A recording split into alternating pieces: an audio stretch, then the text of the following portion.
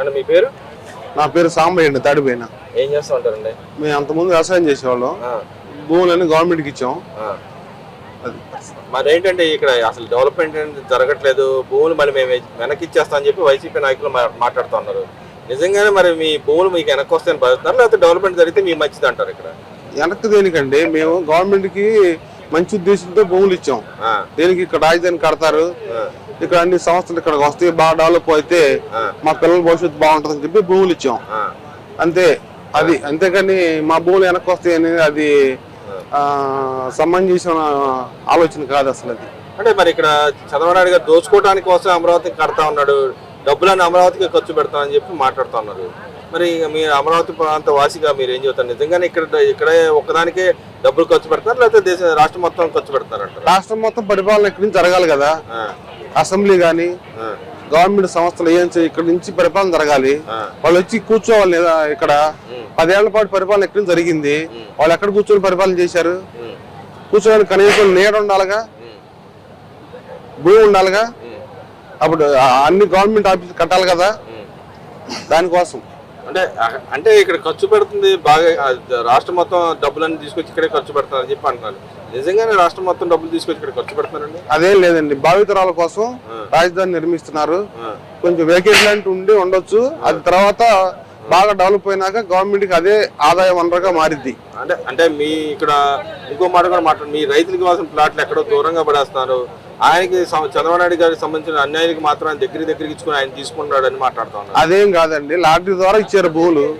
ఏ ఊరికి ఆ ఊరు, ఒకళ్ళ నుంచి ఒకళ్ళు ఎవరుగా గవర్నమెంట్ ఏం పెట్టిందంటే ఏ ఊళ్ళో భూమి ఇస్తే ఆ రైతుకి ఆ ఊళ్ళో వచ్చింది అంతే కదా. లాటరీ ద్వారా కూర్చోబెట్టి ప్లాట్లు ఇక్కడ ఉన్నాయి, ఇక్కడ మీరు లాటరీ వేస్తున్నాం, మీకు ఈ ప్లాట్లు ఇక్కడ ఇష్టం లేకపోతే ఈ లాటరీకి ఆగిపోండి, నెక్స్ట్ లాటరీ మళ్ళీ పెడతామని చెప్తున్నారు వాళ్ళు.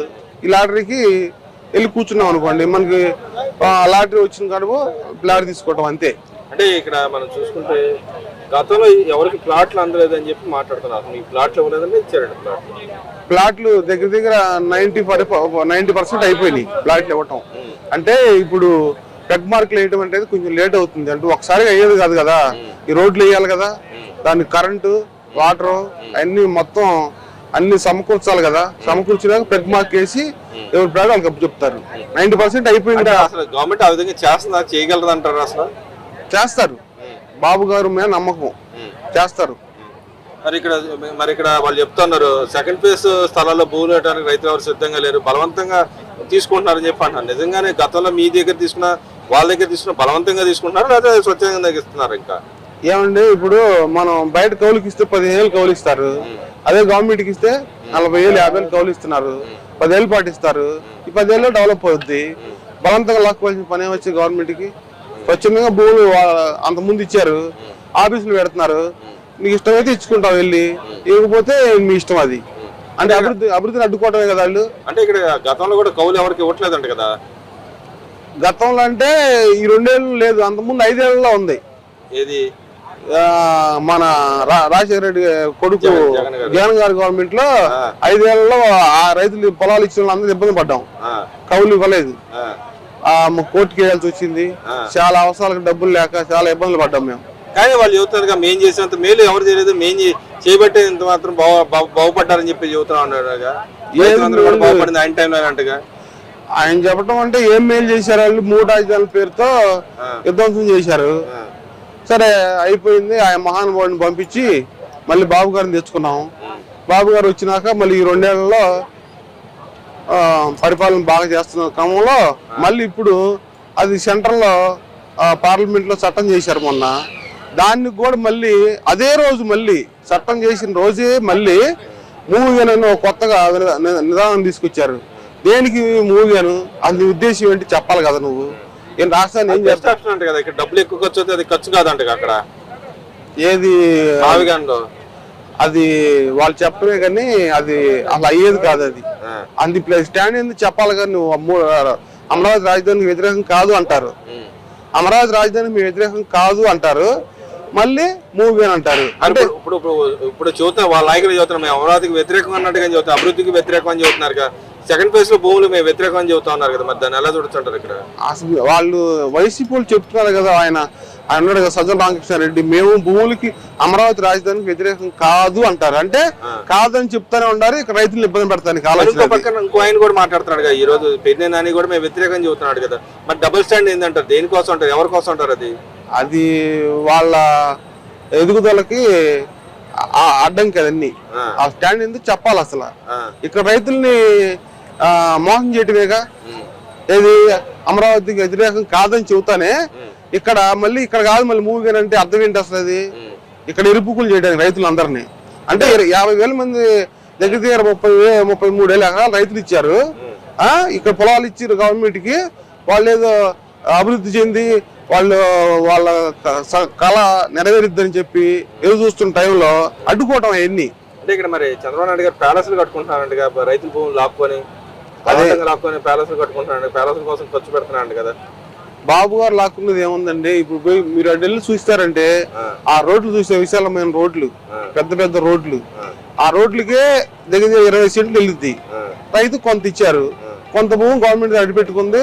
వాటిలో ఈ మెడికల్ కాలేజీలు ఇవన్న ఇప్పుడు ఉంది కదా, SRM, అమృత, విట్టు, గవర్నమెంట్ కాలేజీలు ఇలాంటివి వస్తున్నాయి కదా. వాటిలో అభివృద్ధి చెందాలంటే ఆ భూమి ఉండాలి. మరి ఇక్కడ మరి చంద్రబాబు నాయుడు గారు ప్యాలెస్ నిజంగా ప్యాలెస్ కట్టుకున్నాడు ఆయన, అసలు ఇక్కడ అమరావతిలో కట్టుకున్నాడు అంటే కదా, నిజంగానే ప్యాలెస్ లాంటి రైతుల దగ్గర తీసేసుకుని కట్టుకుంటున్నాడు బలవంతంగా, నిజమేనా? అదేం లేదండి, వాళ్ళు ఏదో అభూత కల్పన చెప్తారులే కానీ జనాలకు అట్లా అలాంటిది ఏం జరగలేదు ఇక్కడ అమరావతిలో. మరి అమరావతి పేరు చెప్పుకుని దోచుకుంటున్నాడు అంటగా? అదేం లేదు, అది అవాస్తవం. మరి రేపొద్దున సెంట్రల్ గవర్నమెంట్ చెబుతా ఉంది యూరియా మేము తగ్గించుకోండి, యూరియా తగ్గించండి, మేము కూడా తగ్గించిస్తాం అన్నట్టు మాట్లాడుతుంది. మరి రేపొద్దు మీ పరిస్థితి ఏంటంటారు? ఒకవేళ సెంట్రల్ గవర్నమెంట్ కనుక యూరియా తగ్గిస్తే మీరు ఏం చేయగలరు అంటారు? అది బాబు గారు రైతులకు ఇబ్బంది లేకుండా చేస్తారని అనుకుంటున్నాం మేము. అంటే అసలు ఎందుకు తగ్గిస్తున్నారు అంటారు? అసలు ఆయన చెప్పాడు అందరు తగ్గించుకొని అని చెబుతాడు, అన్ని తగ్గించుకోండి, వాడకం తగ్గించుకోండి, ఎక్కువ చెప్తున్నారండి. దేనికోసం అంటారు అది?